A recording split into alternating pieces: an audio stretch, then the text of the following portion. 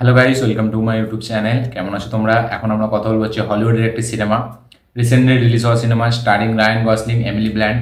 ফিল্মের নাম হচ্ছে দ্য ফল গাই। তো সেই সিনেমাটি দেখলাম, কেমন লাগলো এই সিনেমাটি সেটা নিয়েই কথা বলবো। তো চলো ভিডিওটা শুরু করা যাক।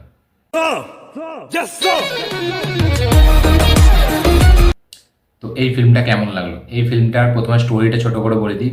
তো এই সিনেমাটা অ্যাকচুয়ালি বেস্ট হচ্ছে মানে স্টান্টম্যান যারা বডি ডাবল হয় মানে অ্যাক্টারদের সাথে। সিনেমাতে তো আমরা সবসময় দেখি যে মানে কোনো অ্যাকশন সিনে আমরা ভাবি যে অ্যাকচুয়ালি সেই অ্যাক্টারটাই সেটা করছে, কিন্তু অ্যাকচুয়ালিতে না, রিয়েলিটি আলাদা। সব স্টান্ট সবাই নিজে করে না, ঠিক আছে? তার জন্য আলাদা স্টান্টম্যান আছে, বডি ডাবল আছে। আপনারা যে কোনো অ্যাকশন সিনেমায় দেখে নেবেন তাদের আলাদা বডি ডাবল থাকে, ঠিক আছে? কিছু কিছু পিক্স যখন মানে লিকস হয় বা এমনি শেয়ার করা যায়, ঠিক আছে, তখন তাদেরকে আমরা দেখি। প্রত্যেকটা সিনেমাতে আছে, খুব কম স্টার আছে মানে অ্যাকশন স্টার যারা নিজের স্টার নিজে করে, যেমন টম ক্রুজ, ঠিক আছে। তারপর আমাদের অক্ষয় কুমার মাঝে মাঝে কিছু কিছু সিন করে।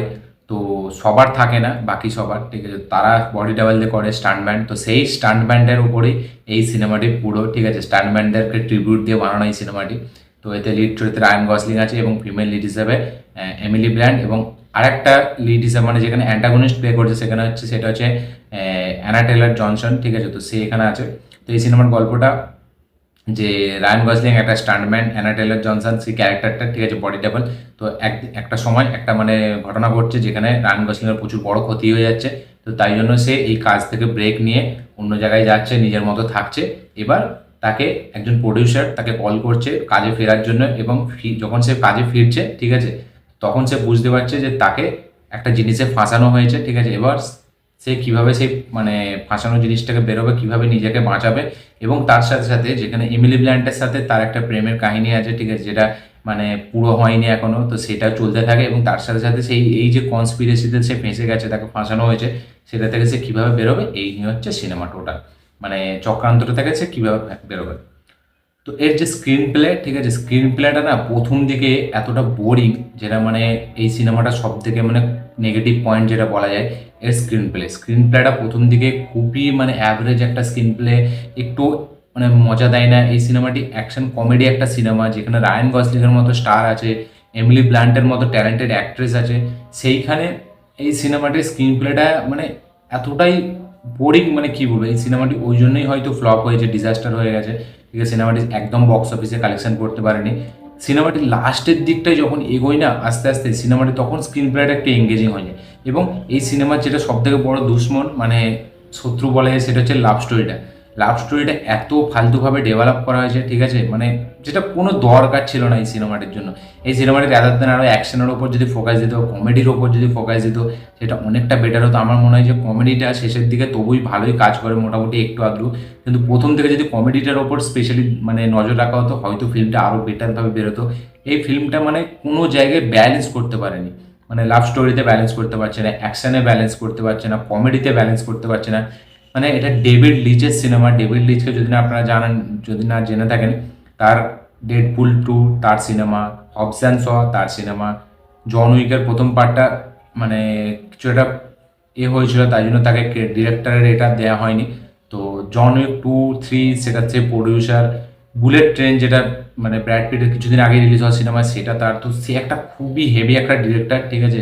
অ্যাটমিক ব্লন্ড সেটা তার সিনেমা। তো তার একটা সিনেমা এরকম, এটা জাস্ট আমি এক্সপেক্ট করতে পারিনি যে এতটা একটা বোরিং সিনেমাটি প্রথম দিকে এতটা মানে অ্যাভারেজ এবং এতটা আনব্যালেন্সিং, মানে একদম ব্যালেন্স হয় না সিনেমাটা, যেটা আমরা পুরো ভালোভাবে বুঝতে পারি।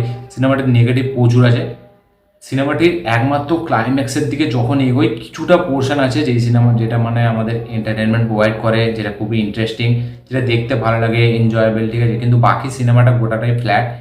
কিছু কিছু ক্যামেরার কাজ আছে যেগুলো কিন্তু খুব সুন্দর, একটা দুটো শট আছে, মানে ওভারঅল অনেক না, একটা দুটো শট আছে যেগুলো কিন্তু দেখতে ব্যাপক লাগে। আমার মনে হয় যদি ওইগুলোর দিকে আরও বেশি ফোকাস করতো, ওই অ্যাকশন, ওই কমেডি, ঠিক আছে, সেখানে হয়তো আরও বেশি বেটার আউটপুট বেরোতো এই সিনেমাটি কিন্তু ভিজুয়ালি খুব দেখতে সুন্দর লাগে।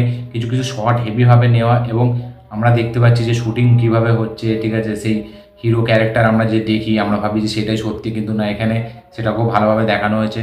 তো দেখতে ভালো লাগে সিনেমাটি, কিন্তু একবার যখন দেখা হয়ে যাবে সিনেমাটি, পুরো একটা অ্যাভারেজ সিনেমা মনে হবে, মানে মনেই হবে না যে আরেকবার ঘুরিয়ে দেখি।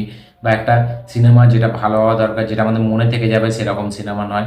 মানে কি বলবো, আমি বুঝতে পারিনি সিনেমাটি এতটা ফালতু হবে। ঠিক আছে, খুবই এক্সাইটেড ছিলাম এই সিনেমাটি দেখার জন্য। এবং কিছুদিন আগে যখন সিনেমাটি রিলিজ হয়েছিল আমি রিভিউ পড়েছিলাম, তখন সিনেমাটি মানে খুবই একটা খারাপ রিভিউ পেয়েছিল। তা সত্ত্বেও আমি ছিলাম, রায়ান গসলিং আছে, এমিলি ব্লান্ট আছে। এমিলি ব্লান্টের সিনেমা আমার খুব সুন্দর লাগে। সে যেই কাজে অ্যাসোসিয়েট থাকে সেই সব কাজ মানে আউট অফ দ্য বক্স হয়। হোয়াইট প্লেস, তারপরে ওপেনহাইমার, এডজ অফ টুমরো, তার যেসব সিনেমা, ঠিক আছে, সে একজন অ্যাক্ট্রেস হয়ে এত মানে সুন্দর সুন্দর সিনেমা করে, যেটা একটা অ্যাক্টরের থেকে মানে হেভি আমি বলবো। তো সেই জন্য আরও হেভি ছিলাম। রায়ান গসলিংও আছে তার জন্য, অ্যানা টেলর জনসন আছে। কিন্তু সিনেমাটি সব দিক দিয়ে নেগেটিভ।